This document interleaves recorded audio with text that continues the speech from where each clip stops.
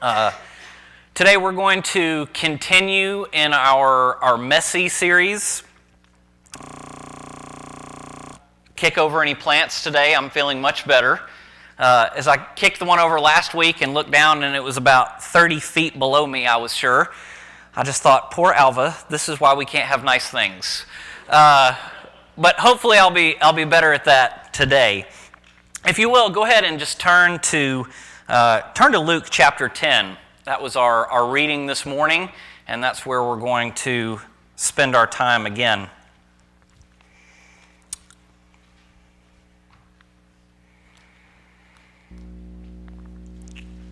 This is our second week on this idea of messy, that what God calls us to in loving other people, and what He asks of us is messy. It looks messy. And if we're doing it right, we are there in people's lives and in relationships with them and in what's going on with them, people we know and people we don't know. We're looking this in terms of forgiveness and love and salvation and all kinds of things. Today we're mainly going to focus on mercy, which we talked a little bit about introducing last week, and the action that kind of goes with it. And of course, today we're looking at neighbor. So let's start in Luke 10, verses 25 through 28. I love how it starts. I was harassing my uncle, who is a lawyer for years, that this is how the sermon was going to start this morning. And behold, a lawyer.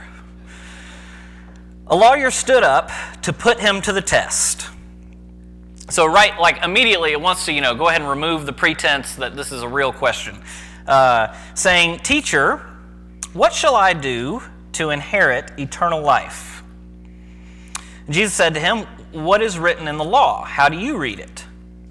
This is, sneaky Jesus continues answering every question with another question. Jesus knows what's going on here, and he's going to bring him in. As the saying goes, give someone just enough rope. And if you watch in a lot of Jesus' conversation where people are trying to trick or trap, Jesus will let them play in just far enough where then when he makes his point, there's really no getting out of it. He says, "Well, what's written in the law, and how do you read it?" And he answered, he said, "You shall love the Lord your God with all your heart, and with all your soul, and with all your strength, and with all your mind." Now that's the Shema. That's Deuteronomy 6. And then he says, "And your neighbor as yourself," which that is Leviticus 19. These are the two things, and they repeat all the time through the New Testament. Whether Jesus is asking people or Jesus uses and quotes those two sections repeatedly. Jesus said to him, "You have answered correctly. Do this, and you will live." Do this and you will live. So he quotes the Shema. He quotes this Deuteronomy 6 that the Jewish people repeated every morning when they woke up. They repeated it every night before they went to bed. This is what they heard in their homes. Children from the time of birth heard this every day repeated, this Deuteronomy 6. So he quotes this, and then he adds in Leviticus 19. He says, "And love your neighbor as yourself." And Jesus, as we know, has said, all the laws, all the prophets, everything everyone ever said can hang on those two things. And so Jesus is like, all right, cool. So do those two things, and you'll be good. And we all know what the natural response there would be, but look at 29. So the guy decides he's just going to double down. And he says, "Desiring to justify himself, he said to Jesus, 'And who is my neighbor?'" And I think all of us can agree that the question is not who is my neighbor, the question is who is not my neighbor. Like, who do I get to exclude? Who is the part of this that I can kind of get out of? So it says, in looking to justify himself, he's like, all right, so I love some people. So to justify himself, he wants the technicality. He's like, all right, so who is that really, or who is that not? Let's look at verses 30 and 32. Jesus replied, "A man was going down from Jerusalem to Jericho, and he fell among robbers, who stripped him and beat him and departed, leaving him half dead. Now by chance, a priest was going down that road, and when he saw him, he passed on the other side. And so likewise, a Levite, no relation, when he came to the place and saw him, passed by on the other side." Now, there's some important things going on here.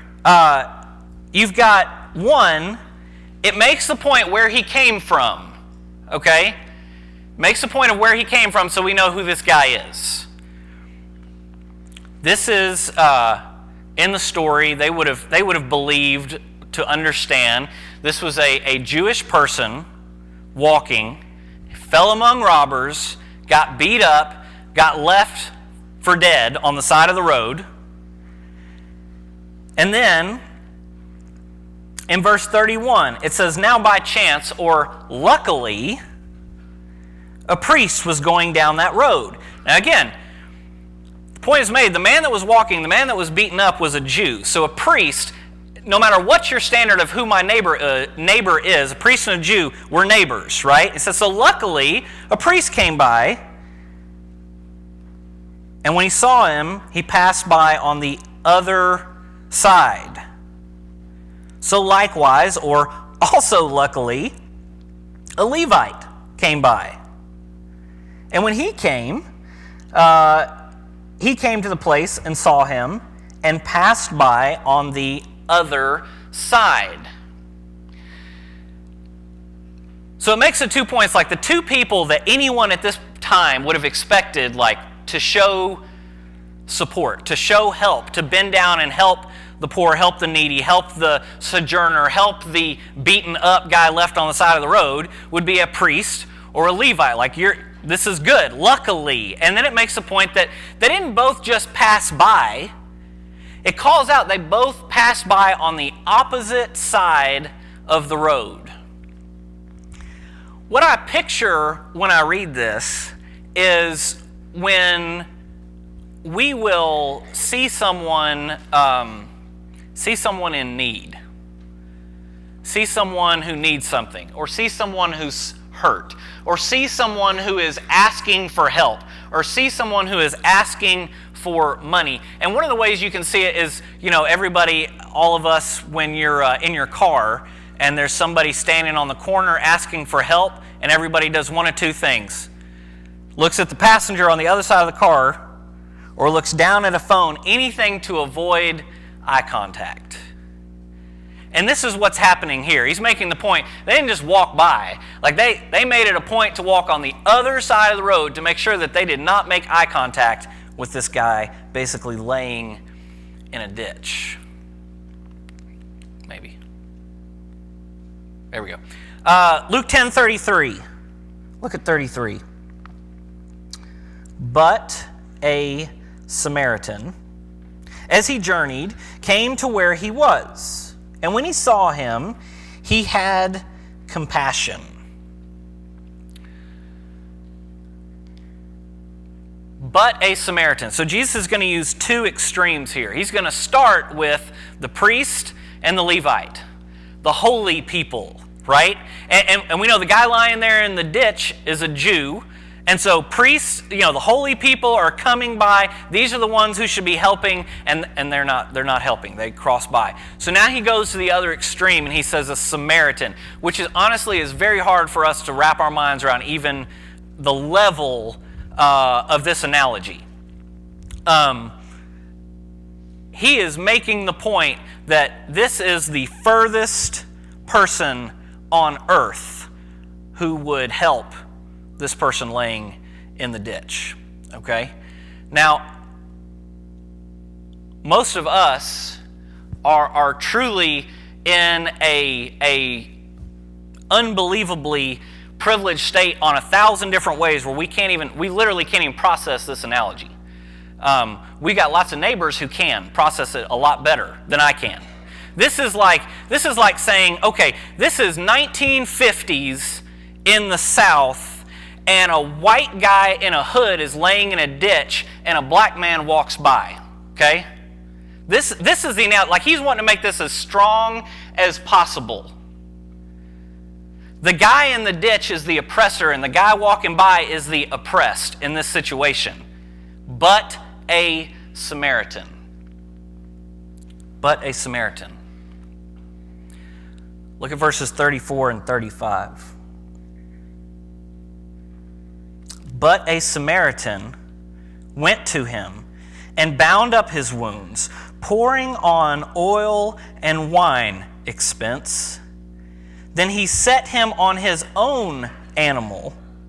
So he put him on the animal to carry him as he walked. Put him on his own animal. And brought him to an inn, and he took care of him.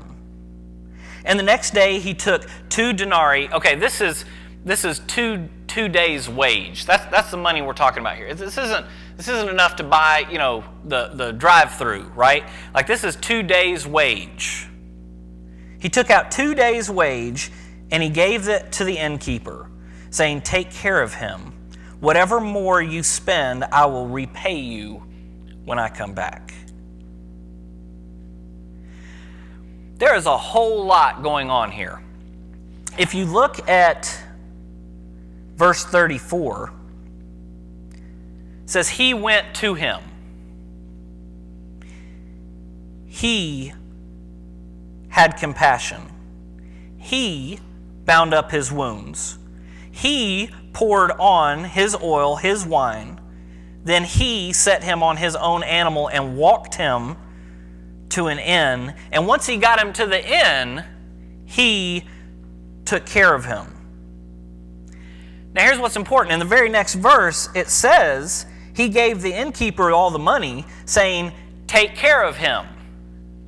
So the innkeeper was capable, based on the story, the innkeeper was capable of taking care of this guy.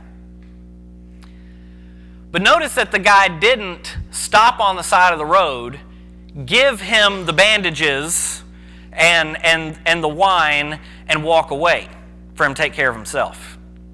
It says he took care of him. Then when he got him to the inn, it says again, the innkeeper, the next verse, we see the innkeeper is capable because he gives him the money and says, continue taking care of him. But before that, it says the guy that brought him there, the Samaritan that brought him there, he took care of him.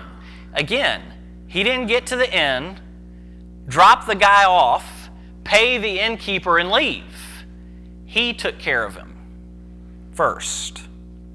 Then he gave the innkeeper 2 days' wage to continue taking care of him.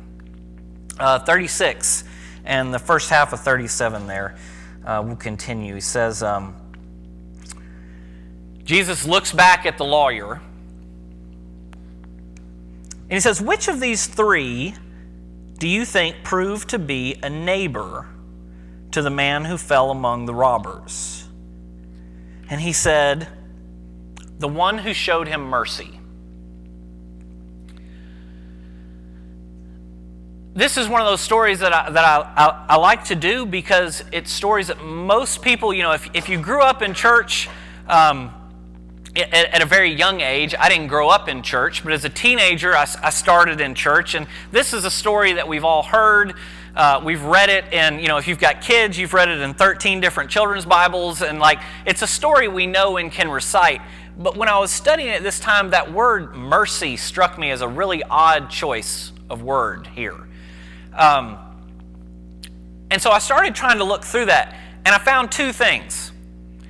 The first thing I found was that this word for mercy, this Greek word for mercy, is usually, not all the time, I'm not saying this is some universal rule, but a lot of times this word is used for how God has mercy on people, how God has mercy on humans. And so I like that, this is kind of drawing the picture like that's what this looks like. This is showing mercy to someone who didn't ask for it, certainly didn't deserve it, and in fact had done so many things against this person and his tribe, his group of people, that the guy who Jesus says is the neighbor had every reason in the world to not help. he says, the guy who showed him mercy. Well, then it occurred to me, and I started studying, and I found something else that I had never found before, never noticed before, was that the Jewish lawyer who asks this question in the beginning, he says, who is my neighbor? Well, Jesus draws him in, right? Walks him through this whole scenario where at the end of it, the guy, especially as a lawyer, which is even more funny, like he knows he has no option out of who was the neighbor, right? There's no question about who was the neighbor in the story. But then I realized that it goes deeper even still. Even in this moment, this is when if you've got kids and your kids are fighting and they come and find you for a referee one of the once every few seconds of the day, and you work this out and you're showing one of them how perhaps they might be in the wrong. And you're like, so who do you think should get an apology? And they say, her. That's what just happened here. This guy literally cannot bring himself to say the Samaritan. It's deeper than just saying the one who showed mercy. It's that Samaritan, even the name was like a cuss word. It was so dirty and so filthy and so vile, they wouldn't even say it. And so this guy, when Jesus hooks him in and draws him in and shows him and paints this word picture, and the guy has no way out, he still can't bring himself to say the Samaritan was the neighbor over the priest and the Levite. So he says, the one who showed mercy. But Jesus takes it, right? Like that's the other great thing. At the ending here, the ending of this, in verse 37b at the end, he says, and Jesus said to him, you go and do likewise. Jesus knew that this guy was trying to set him up, and Jesus knew why the guy wouldn't say at the end, the Samaritan, like it just choked, why he couldn't say it. But Jesus knew, and Jesus also knew that the guy knew. Like he knew that he was stuck. He knew he got the point. And so there wasn't a need to sit here and beat him up. He just smiled and says, okay, you go and do likewise. You go and do likewise. Now, there's a lot to it, and you go and do likewise. Like that's a big calling. Again, with everything with Jesus, it's very simple, but it's really difficult. It's hard to do. It's simple to get, hard to put into practice. But I think it's important that it says, you go and do likewise. Don't go and, talking about what we talked about last week, don't go and think likewise. Don't go and, have warm, fuzzy thoughts towards people likewise. Go and do likewise. Verse 34. That's why Jesus, I believe, put so much detail into he did. He put him on the animal. He healed him. He bandaged up his wounds. He took him. He did these things because he was doing something. It wasn't just, we talked about last week. It's not just about tolerating someone. It's about moving into their space and understanding that person. That takes getting messy. That takes understanding someone else's perspective. Guys, there's not, at this point in time where Jesus is telling this parable and who he's telling it to, there wasn't a broader chasm that he could have created in saying, go find the perspective of that Samaritan. See the perspective of that Samaritan who walked by and saw the Jewish man in the ditch, who to that Jewish man, like this was, They wouldn't go through the town. That's why, the story of Jesus with the woman at the well, that's why in the beginning it's such a big deal. And it talks about how the disciples walk up, and the wording is clear. Like, disciples walk up and literally their jaws fall open, just gawking at Jesus, like, what are you even doing here? Because Samaritans lived there. And so the Jews didn't even go through the town. They would add time to their trip to walk around the entire city so as to not even dirty themselves by walking through their town. And that guy who knew that that's what the Jews thought of him and treated him like and did to him, saw him, picked him up, put him on his animal, used his supplies, his time, his money to care for this person.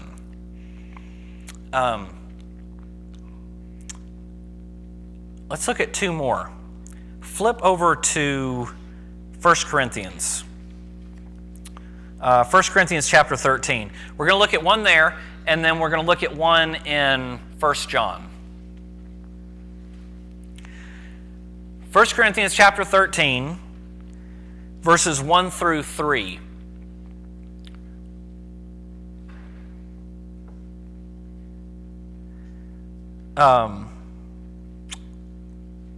The greatest commands is based off of and echoes these verses.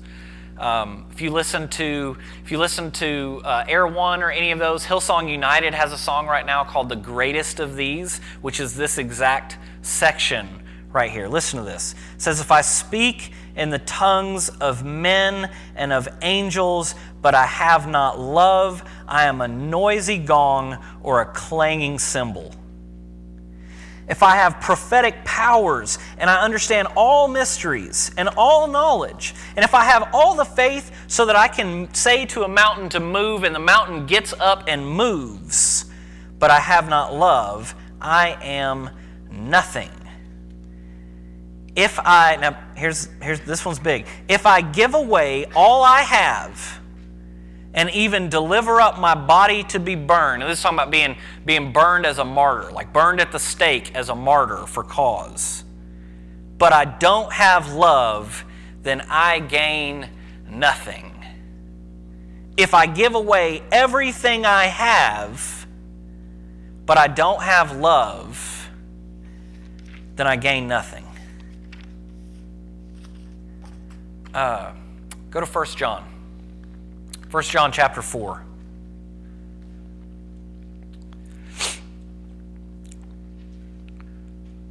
We're going to take a pretty big section here. We're going to look at verses 16 through 21.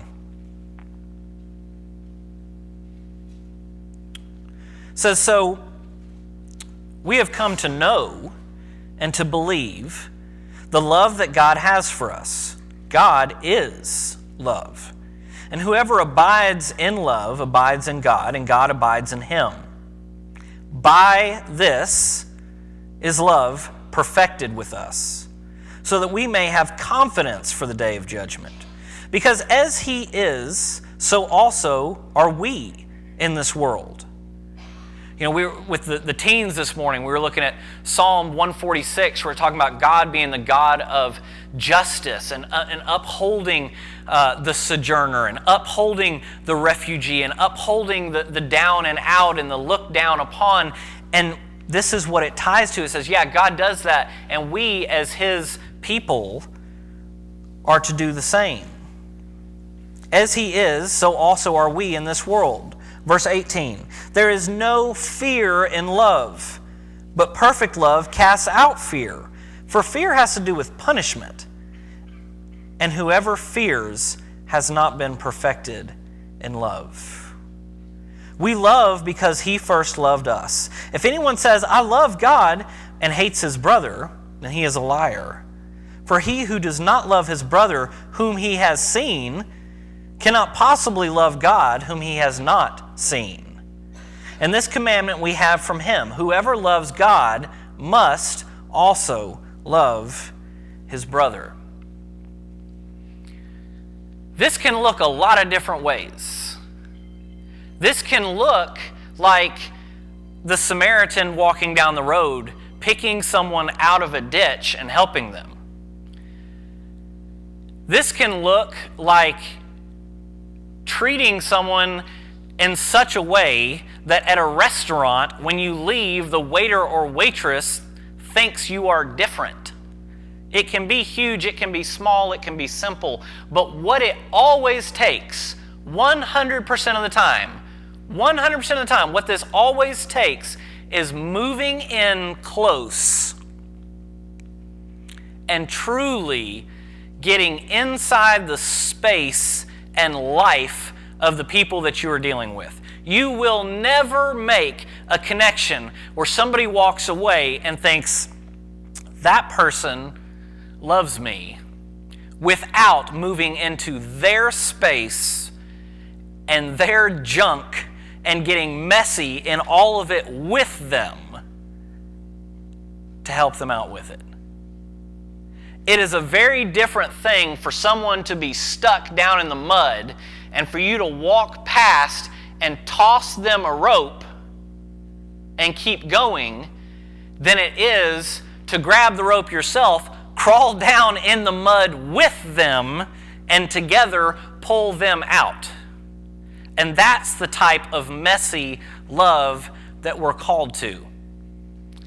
This is an example that I want you to see. I'm going to read this. I didn't write this. This is a true story. A lady wrote this letter. And it's literally called what it says, an open letter to the Whole Food shoppers. But I want you to listen to this and understand that this is what we're talking about. This is what I believe that we are called to do. And I want us to start having eyes. I want me to start having eyes where we look for this in not just in grand places, right? Like not just at conference or on some silly stage or whatever it is, but where we look for it in Whole Foods. It says, "Dear strangers, I remember you. 10 months ago, when my cell phone rang with the news of my father's suicide, you were walking into Whole Foods prepared to do your grocery shopping just as I had been only minutes before you. But I had already abandoned my cart full of groceries, and I stood in the entryway of that store. My brother was on the other end of the phone, and he was telling me my father was dead, that he had suddenly taken his own life early that morning, and through his own sobs, I remember my brother kept saying, 'I'm sorry, Deborah. I'm so sorry.' I can't imagine how it must have felt for him to make that call. After I hung up, I started to cry and scream as my entire body trembled. This just couldn't be true. This couldn't actually be happening. Only moments before, I'd been going through my errands on a normal Monday morning. Only moments before, my life had felt intact. Overwhelmed with emotions, I fell to the floor right there in the middle of the store, my knees buckling under the weight of what I had just learned, and you, kind and complete strangers, you were there. You could have kept on walking, ignoring my cries, but you didn't. You could have walked on the other side of the road and not made eye contact, but you didn't.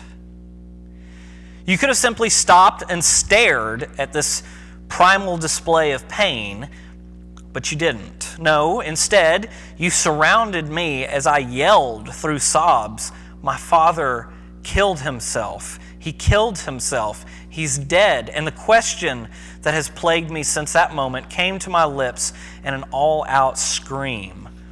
Why? I must have yelled it 100 times over and over again. I remember in that haze of emotions, one of you asked for my phone, who you should call, what was my password.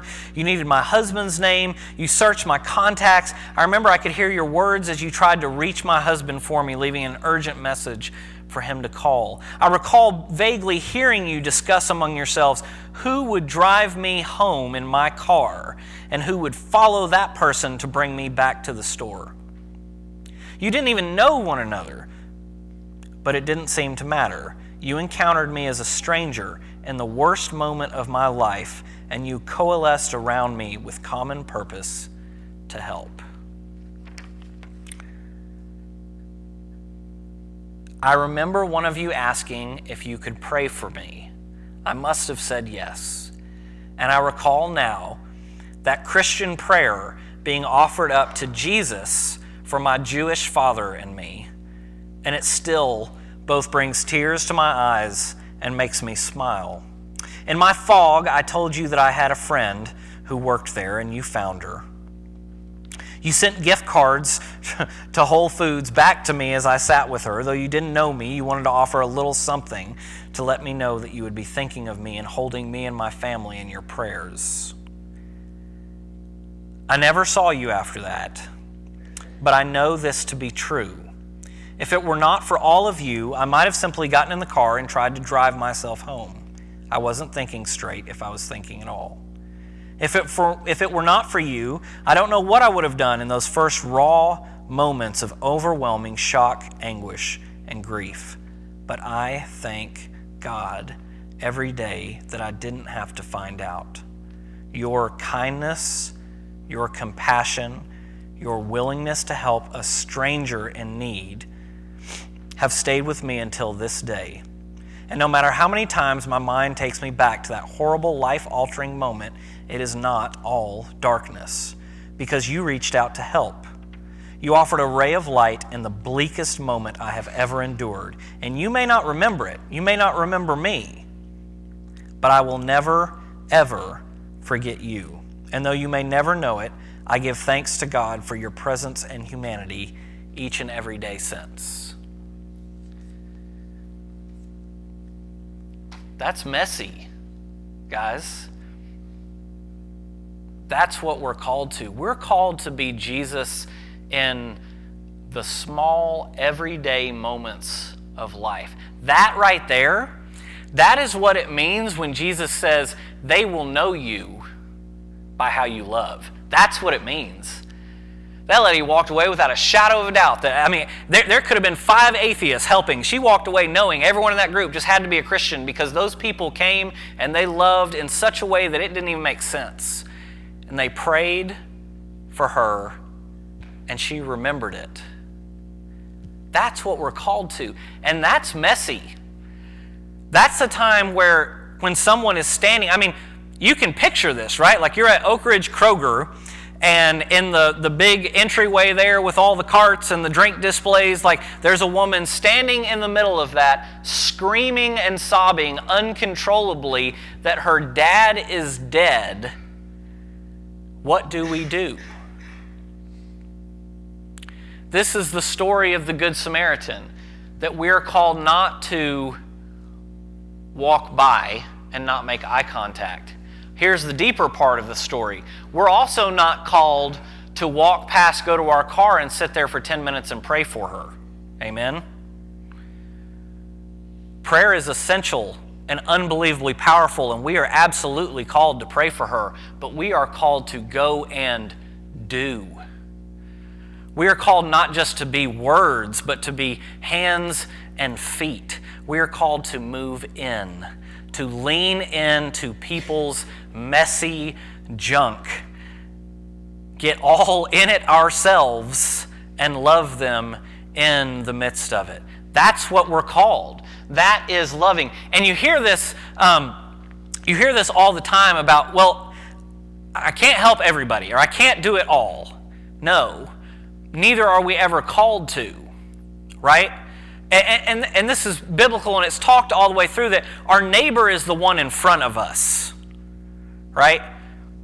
And notice that it wasn't, Jesus didn't say, the person in the ditch was a neighbor. It said the person who did was the neighbor, right? The Samaritan was the neighbor, the one who was doing things for them, helping them. The neighbor is the person in front of us. But I love this quote, this Andy Stanley quote. He says, "Do for one what you wish you could do for everyone." You can't help everyone? No. So help the one in front of you. We can't feed everyone. But man, do those guys work over in the food pantry to feed everyone who comes, everyone they can get in front of. We can't clothe everyone, but the clothing closet will clothe anyone that we can find, right? Anyone who's got a need. We can't help everyone with something, but as we've seen example just this week and just this morning, when we have someone who has a need, we can jump on and help right then and right there. We can't help everyone, but we can do for one what we wish we could do for everyone, and we can treat everyone in front of us as our neighbor. So, what I want us to think about is that just as this guy learned a smidge begrudgingly at the end, is that there is no asterisk for who our neighbor is. We don't get an out, ever.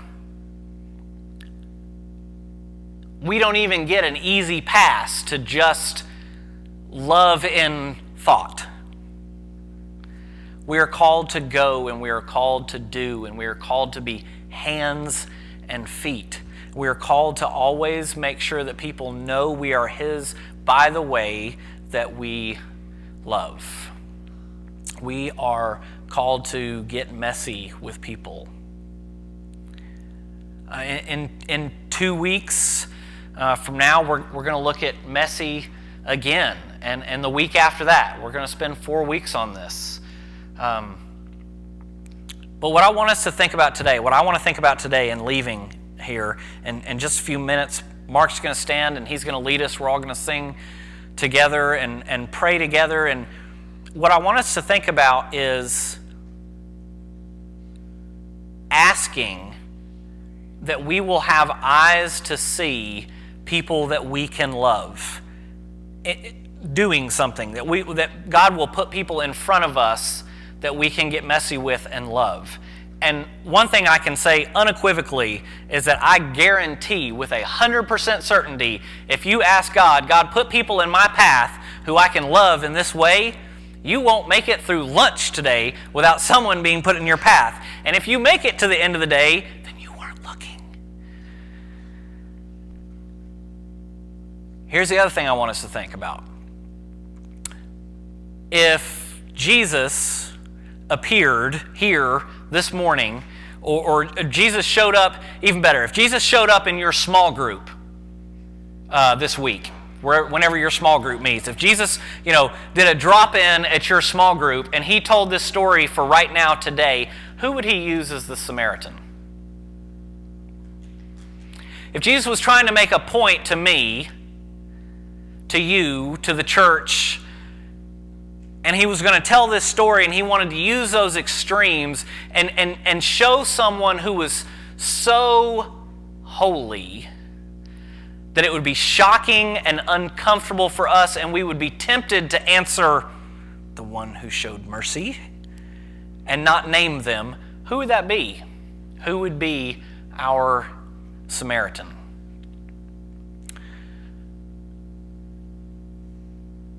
As Mark comes up and he leads us in singing, I want you to know that everyone in here is here for family. And if you walked in the door today and you've literally never darkened the door before, then you were, there's a clause that when you pass through, you become adopted. We don't even really ask. And so you are now family as well. And if we can pray for you, if we can pray with you, if we can move in and be a part of something that's going on in your life, we want to do that this morning. And so there will be a couple people standing down front here. There will be some men and women standing on the back wall in the back and around the room. And if we can pray with you and just move into space with you, if you would come forward or go tap the shoulder of somebody in the back and just let us pray with you for a few minutes. If you have questions about this Jesus and this call to love, and understanding that our call to love doesn't, it can't even be defined as a fraction of how much Jesus actually loves you deeply, intimately, personally, if we can talk about that Jesus with you, answer questions about that Jesus with you, we want you to come and let us talk with you and pray with you as we sing. Thank you.